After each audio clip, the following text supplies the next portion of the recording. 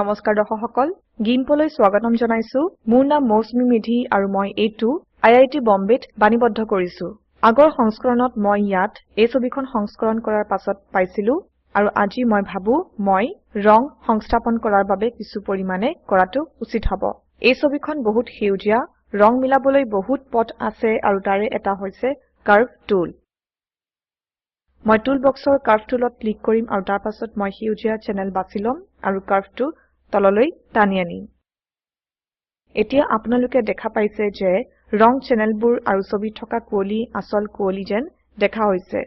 মই কাৰ্ভডাল এনে ধৰণে মিলাব লাগিব যাতে মই এনে এখন ছবি পাওঁ যিখন পূৰ্ব বৰণৰ হয় আৰু সেউজীয়া নতুবা পুৰৈয়া ৰঙৰ নহয় মই কাৰ্ভ টুল ব্যৱহাৰ কৰিব নোখোজো কাৰণ এই ছবিখনৰ বিস্তৃত বৰ্ণনা নষ্ট কৰিব আৰু তাৰ পাছত মই নষ্ট হৈ যোৱাবোৰ শুদ্ধ কৰিব নোৱাৰিম মই আনডু টুল ব্যৱহাৰ কৰিব পাৰো কিন্তু তাৰ পাছত মই পুনৰবাৰ গোটেই পদক্ষেপবোৰ কৰিব লাগিব গতিকে মই এনে কিছুমান বস্তু বিচাৰো যিটোৱে ছবিখন নষ্ট নকৰে আৰু মই পাছত মিলাব পাৰো ইয়াত এনে কিছুমান ধৰণ আছে যিয়ে সাধাৰণ ফিল্টাৰ লেয়াৰ্ছৰ সৈতে ব্যৱহাৰ কৰে গতিকে মই ইয়াত লেয়াৰ ডায়লগ খুলিছো ইয়াত পিছৰ ফাইলটো দেখা পাব যিখন হৈছে আমাৰ আসল ছবি আৰু মই মাত্ৰ নতুন স্তৰ যোগ কৰিম আৰু মই বগা ৰং লেয়াৰ ফিল টাইপত বাছি লম আৰু ইয়াক এটা নাম শুদ্ধ সেউজীয়া ৰং দিম এতিয়া মোৰ ছবিখন সম্পূৰ্ণ বগা হৈছে কিন্তু লেয়াৰ মোড পৰিৱৰ্তন কৰিব পাৰো লেয়াৰ মোডটো হৈছে এটা গণিত যিটো দুটা স্তৰ এক কৰে সেইকেইটা হৈছে প্ৰকৃত পিছফালৰ স্তৰ আৰু নতুনকৈ সজোৱা স্তৰ গতিকে ইয়াত মই মাল্টিপল মোড বাছি লম আৰু আপোনালোকে প্ৰথমতে থকাৰ দৰে প্ৰকৃত ছবিখন উভতাই পাব মাল্টিপ্লাই মোডটোৱে পিছৰ পৰা পিক্সেল আগৰ পৰা পোৱা পিক্সেলৰ লগত পূৰণ কৰিব আৰু উত্তৰটো 255ৰে ভাগ কৰিব আৰু বগা ছবিখনত গোটেই কালাৰ চেনেলবোৰ 255 হয় গতিকে 255ৰে পূৰণ কৰিলে আৰু 255ৰে হৰণ কৰিলে আৰম্ভ হোৱা নিৰ্দিষ্ট বিন্দুটো দিব যিটো হৈছে বেকগ্ৰাউণ্ড কিন্তু মই যদি নতুন স্তৰত এটা চেনেল কমাই দিও এইটো পিছফালৰ পিনেও কমি যাব কাৰণ 200ৰে পূৰণ কৰি আৰু 255ৰে হৰণ কৰিলে কম দিব এতিয়া মই এনে ধৰণৰ ৰং বাছি ল'ব খুজিছো যাৰ এটা কমি থকা সেউজীয়া চেনেল আছে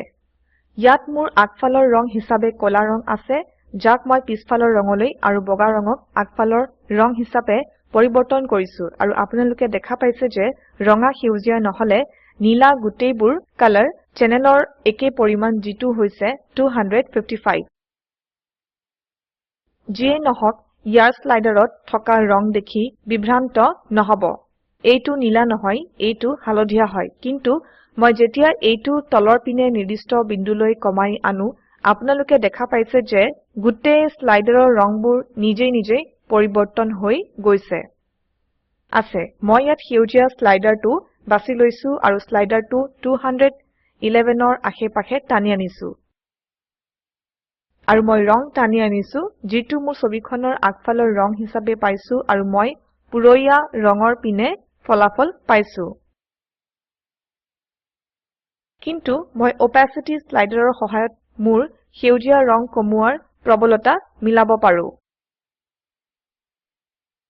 আৰু মই যেতিয়া শূন্যলৈ উভতি গৈছো মই পুৰণা ছবিখন পাইছো আৰু মই যেতিয়া স্লাইডাৰটো ওপৰলৈ টানি আনিছো মই ছবিখনত সেউজীয়া চেনেলটো কমাব পাৰিছো আৰু ছবিখনত পুৰৈয়া ৰং পোৱাৰ পৰা বিৰত ৰাখিছো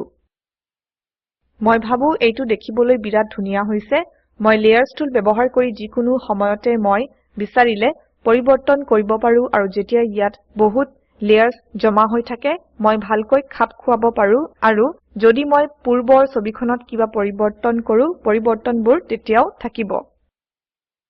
লেয়াৰত এতিয়াও পৰিৱৰ্তন কৰিবলগীয়া আছে কাৰণ এইখন পূৰ্ব ৰঙৰ দেখা গৈছে আৰু মই অলপ নীলা ৰং যোগ দিব বিচাৰিছো আকৌ মই একে পদ্ধতি অনুসৰণ কৰিছো আৰু নতুন লেয়াৰ তৈয়াৰ কৰিছো আৰু এইটো কালাৰ কাৰেকশ্যন ব্লু বুলি কোৱা হয়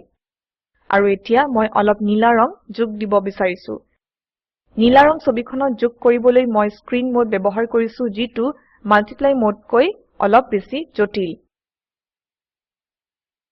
স্ক্ৰীন মোডত ৰংবোৰ প্ৰথমতে বিপৰীত কৰিছো আৰু তাৰ পাছত পূৰণ আৰু হৰণ কৰিছো আৰু এইটো কিছু জটিল মোক আগফালৰ ৰংটো কলা আৰু মই যোগ দিব বিচৰা ৰংটো সিধা সিধিকৈ যোগ কৰিব দিয়ক আৰু এতিয়া মই অলপ নীলা ৰং যোগ দিব লাগিব গতিকে নীলা স্লাইডাৰটো তলৰ পিনে হলাই দিয়ক আৰু ৰং ছবিখনত টানি আনক ইয়াত এইটো নীলা হ'ব লাগিছিল যিটো এতিয়াও কলা ৰঙৰ নিচিনা দেখা গৈছে কিন্তু এইটো বহুত গভীৰ নীলা হয় ছবিখন ইয়াত চাওক আৰু যেতিয়া মই এইটো অফ কৰিম আপোনালোকে পৰিৱৰ্তন দেখা পাব ছবিখন নিশ্চয় নীলা হ'ব মই দুয়োটা নতুন লেয়াৰ্ছ অফ কৰিব পাৰো আৰু তেতিয়া আপোনালোকে আৰম্ভণি বিন্দু পাব মই যেতিয়া প্ৰথম লেয়াৰত ক্লিক কৰিছো আমি সেউজীয়া ৰঙৰ কমি যোৱা চেনেল দেখিছো আৰু আমি যেতিয়া দ্বিতীয় লেয়াৰত ক্লিক কৰিছো ই অলপ নীলা ৰং যোগ কৰিছে মই ভাবো ই বহুত বেছি নীলা গতিকে মই অপাচিটি কমাম মই ভাবো এইটো দেখিবলৈ ভাল হৈছে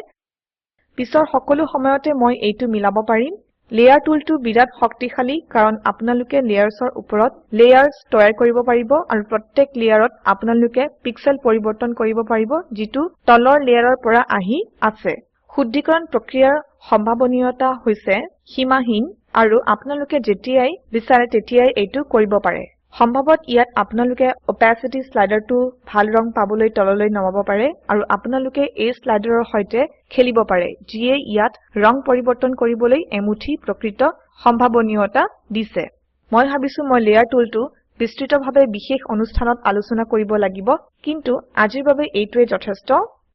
এই পাঠটি বৈজয়ন্তী ডেকাৰ দ্বাৰা অনুবাদ কৰা হৈছে আই বম্বেৰ পৰা মই মৌচুমী মেধি এতিয়া আপোনাৰ পৰা বিদায় লৈছো যোগদানৰ বাবে ধন্যবাদ